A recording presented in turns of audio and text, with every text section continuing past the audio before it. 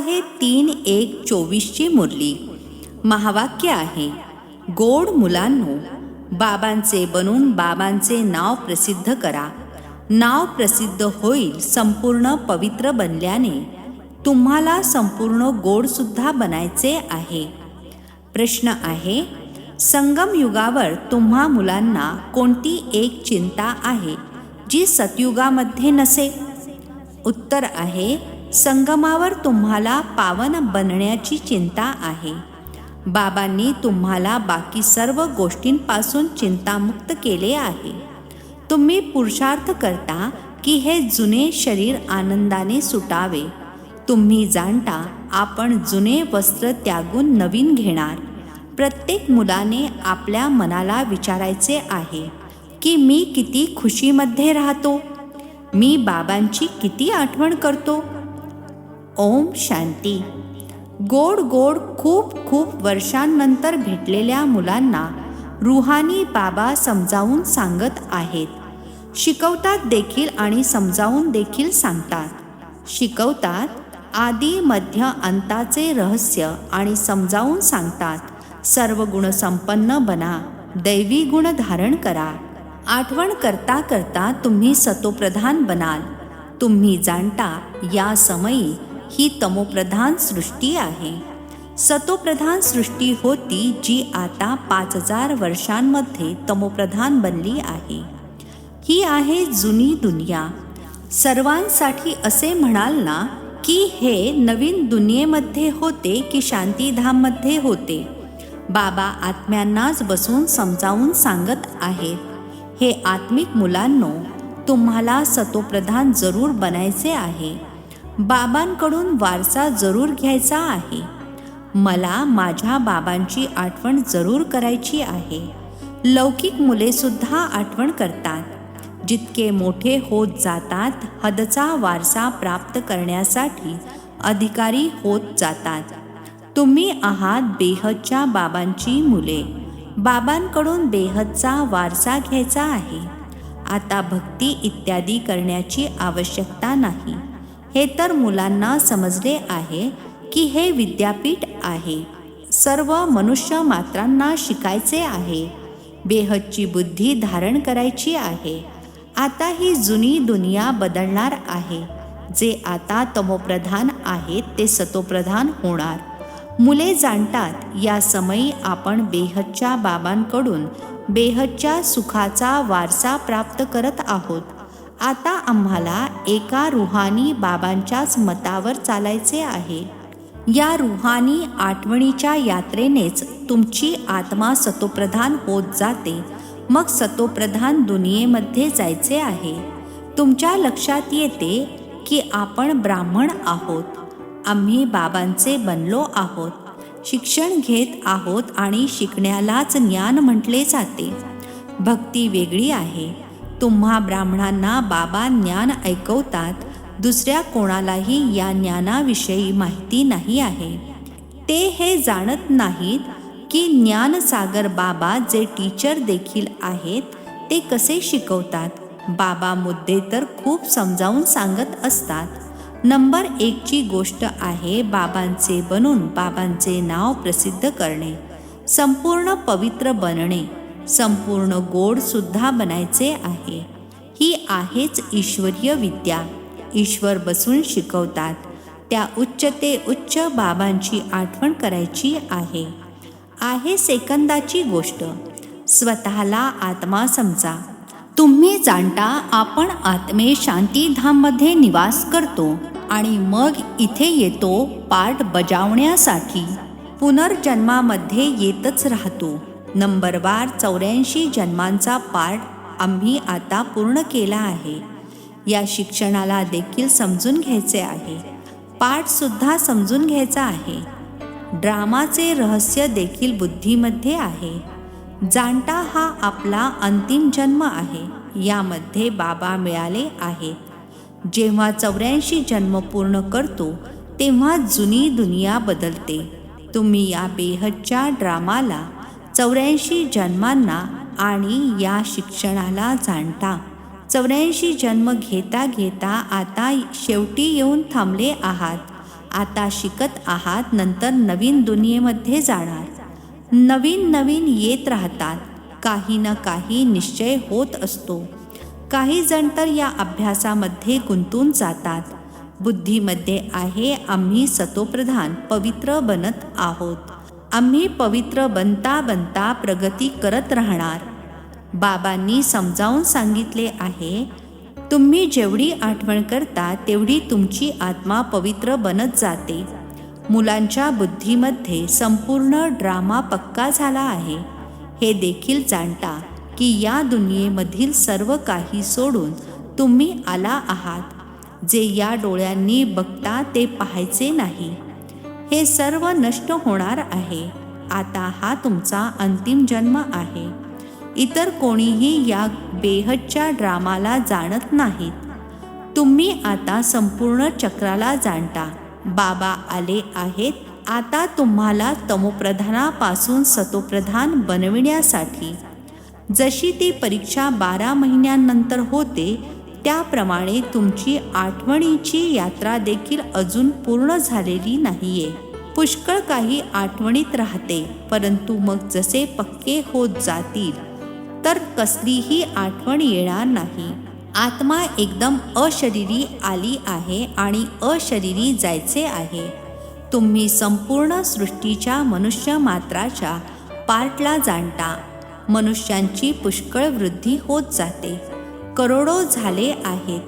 सतयुगामध्ये तर आपण खूप थोडे आहोत. पुनर्जन्म घेत घेत दुसऱ्या धर्मांचे मठ पंथ शाखा उपशाखा वाढत वाढत झाड खूप मोठे झाले आहे. आदी सनातन देवी देवता धर्मच प्रायः लोप झाला आहे. आम्हीच देवी देवता धर्मामध्ये होतो, सतोप्रधान होतो. आता तो धर्मच तमोप्रधान झाला आहे. आता पुन्हा सतोप्रधान बनायचे आहे आणि ते बनण्यासाठीच आम्ही शिकत आहोत. जितके शिकाल आणि शिकवाल तितके अनेकांचे कल्याण होईल.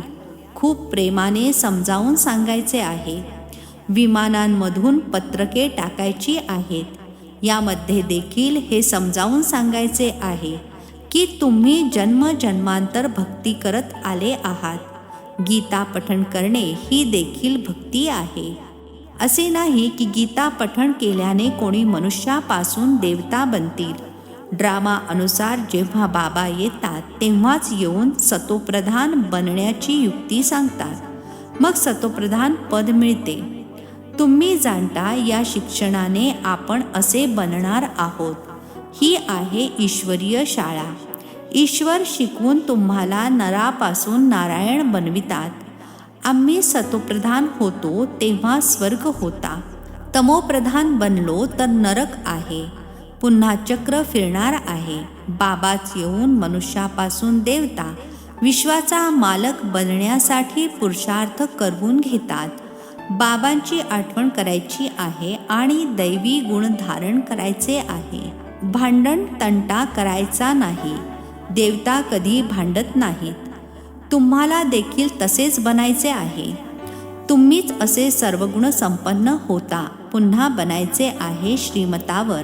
स्वतःला विचारायला हवे की मला कितपत खुशी असते, कितपत निश्चय आहे. हे अर्थात बाबा तर संपूर्ण दिवस तुमच्या आठवणीत राहिले पाहिजेत. परंतु माया अशी आहे जी विसरायला लावते. तुम्ही जाणता बाबांसोबत आपण विश्वसेवाधारी आहोत. सुरुवातीला तुम्ही हदचे शिक्षण घेत होता. आता बेहदचे शिक्षण बेहदच्या बाबांद्वारे शिकत आहात. हे जुने शरीर आहे जे आपल्या समयावर सुटणार आहे. आपणहून सुटू नये. आपण या शरीराला आनंदाने सोडणार. आपण या मलिन शरीराला सोडून जुन्या दुनियेला सुद्धा सोडून आनंदाने जातो. कोणता चांगला दिवस असतो तेव्हा आनंदाने नवीन कपडे घालतात ना. इथे तुम्ही जाणता आम्हाला नवीन दुनियेमध्ये नवीन शरीर मिळणार. आपल्याला एकच काळजी आहे, पावन बनण्याची. बाकी सर्व चिंतांमधून आपण मुक्त होतो. हे सर्व खलास होणार आहे. चिंता कशाची करायची? अर्धा कल्प आम्ही भक्ती मार्गामध्ये चिंतेतच राहिलो. मग अर्धा कल्प कुठलीही चिंता राहणार नाही. आता खूप थोडा वेळ बाकी आहे. पावन बनण्याची थोडी चिंता आहे. मग एकही चिंता राहणार नाही. हा सुख दुःखाचा खेळ आहे. सतयुगामध्ये आहे सुख, कलियुगामध्ये आहे दुःख. बाबांनी समजावून सांगितले आहे. तुम्ही लोकांना असे प्रश्न विचारू शकता की आता तुम्ही सतयुग सुखधामाचे रहिवासी आहात की कलियुग दुःखधामाचे? या नवीन नवीन गोष्टी तुम्ही ऐकविता. जरूर म्हणतील आता दुःखधामाचे रहिवासी आहोत. खूप प्रेमाने विचारले पाहिजे, ज्यामुळे मनुष्य स्वतः समजतील की आपण कुठले रहिवासी आहोत. म्हणतील यांची प्रश्न विचारण्याची युक्ती तर खूप चांगली आहे. भले कितीही मोठा व्यक्ती असो, श्रीमंत असो, परंतु आहे तर नरकवासी ना. स्वर्ग तर नवीन दुनियेला म्हटले जाते. आता कलियुग जुनी दुनिया आहे. हे प्रश्न खूप छान आहेत. शिडीच्या चित्रामध्ये देखील एकदम स्पष्ट आहे. तुम्ही सुखधामामध्ये आहात की दुःखधामामध्ये आहात? हा नरक आहे की स्वर्ग? देवता आहात की असुर आहात? हे विचारायचे आहे. जरूर सतयुगाला दैवी दुनिया म्हणणार, कलियुगाला नरक आसुरी दुनिया म्हणणार. तर विचारायचे आहे, सतयुग स्वर्ग दैवी दुनियेचे रहिवासी आहात का कलियुग आसुरी दुनियेचे रहिवासी आहात? भले कितीही श्रीमंत असो, परंतु रहिवासी कुठले आहात? आता तुम्हाला ज्ञान मिळाले आहे. आधी या गोष्टी मनात सुद्धा येत नव्हत्या. आता तुम्ही समजता की आपण संगमावर आहोत. जे कलियुगामध्ये आहेत ते पतित नरकवासी आहेत. पुन्हा पावन बनायचे आहे. म्हणून तर बोलावतात, हे पतित पावन या, येऊन आम्हाला पावन बनवा. हे देखील समजावून सांगायचे आहे. तुमच्याकडे इतकी काही लोक येतात तरी देखील कोटींमधून कोणीच निघतात. मी जो आहे जसा आहे, जे शिकवतो त्यावर कोणी विरळाच मनुष्य चालतो. प्रभात फेरीमध्ये सुद्धा हे दाखवा की या शिक्षणाने आम्ही स्वर्गाचे रहिवासी बनत आहोत. सतयुग, त्रेता, द्वापर, कलियुग हे चक्र फिरत राहते. तुमच्या बुद्धीमध्ये सारे चक्र आहे. पुन्हा तुम्ही सुखधाम शांतीधामचे मालक बनता. सुखधाममध्ये दुःखाचे नाव देखील नाही. जर व्यवस्थित शिकला नाहीत तर पदसुद्धा कमी दर्जाचे मिळेल. ही तर कॉमन गोष्ट आहे. त्यामुळे बेहदचे शिक्षण घेऊन बेहदचा वारसा घ्या. फक्त स्वतःला आत्मा समजून बेहदच्या बाबांची आठवण करायची आहे. बाबा अतिशय गोड आहेत. त्यांचे डायरेक्शन आहे की देहासहित देहाची सर्व बंधने संपवून टाका. आत्मा तर अविनाशी आहे. आता शरीर घेतले, आता सोडले. वेळ थोडाच लागतो. या समय तर दिवसेंदिवस सर्वच तमोप्रधान बनत जातात. जेव्हा आपण सतोप्रधान होतो तेव्हा दीर्घायुषी होतो आणि खूप थोडे होतो. दुसरा कुठला धर्मच नव्हता.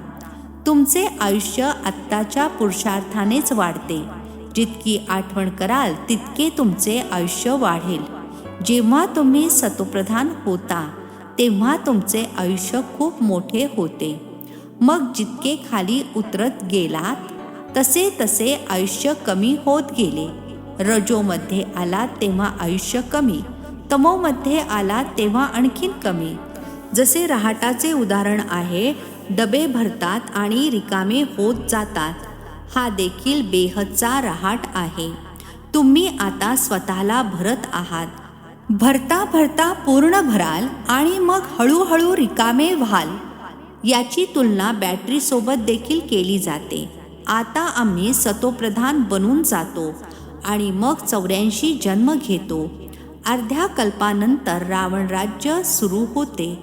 रावण राज्यामध्ये सर्वांना म्हणणार नरकवासी आहेत. शेवटी जे येतील ते सर्व नरकामध्येच येतील. तुम्ही अगोदर स्वर्गामध्ये जाता. हे बाबांकडून भक्तीचे फळ मिळते. समजून येते की याने खूप भक्ती केली आहे, तेव्हाच तर ज्ञानसुद्धा घेत आहेत. हे सारे रहस्य तुम्हाला बाबांनी समजावून सांगितले आहे. तुम्ही मग हे दुसऱ्यांना समजावून सांगायचे आहे. मनुष्यांनी अनेक प्रकारची पापे केली आहेत. आता बाबा आले आहेत, तुम्हाला ज्ञान देत आहेत. बाबा जेव्हा येतात तेव्हाच येऊन शिकवतात. आतापर्यंत माहीतच नव्हते. पाप आत्मा बनतच गेलो.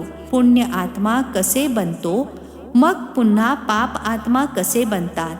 सतयुगाचे निवासी कोण बनतात, कोण कलियुगाचे निवासी बनतात, काहीही माहीत नव्हते. आता बाबांनी समजावून सांगितले आहे. बाबांना क्षमा देखील म्हणतात. त्यांच्यामध्ये लाईटसुद्धा आहे आणि माईटसुद्धा आहे. लाईटमध्ये येतात अर्थात जागे होता, तेव्हा माईट अर्थात शक्ती येते. आत्म्याचे जागरण, तुमचे आयुष्य देखील वाढते. तुम्हाला तिथे काळ खाऊ शकत नाही. आनंदाने एक शरीर सोडून दुसरे घेता.